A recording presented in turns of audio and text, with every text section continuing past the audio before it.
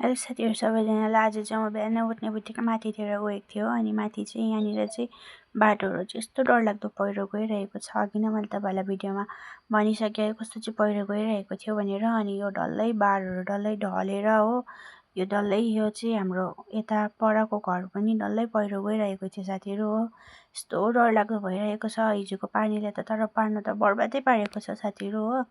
हेर्नुहोस् यो बारहरू डल्लै भत्किएर है यो अब यो बाटो पनि यसरी पानी आइरह्यो भने चाहिँ यो बाटो पनि जाने रहेछ। यस्तो डरलाग्दो भइरहेको छ हो साथीहरू। हेर्नुहोस् यो जहाँबाट यो बडीहरूको घरको पछिपट्टि पनि डल्लै गयो। हाम्रो चर्चको त झन् केही रहेको छैन है, सबै हिलो हिलो तपाईँहरूले देख्नु भइसकेको छ है। यस्तो डरलाग्दो पहिरो गइरहेको छ। अनि म चाहिँ उठेर बिहानै उठ्ने बित्तिकै मुखसुख धोएर चाहिँ सिधै माथि गएको। यस्तो हालत भइरहेको थियो है।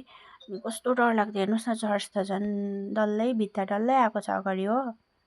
सो तपाईँहरूले प्रे गर्नुहोस् है।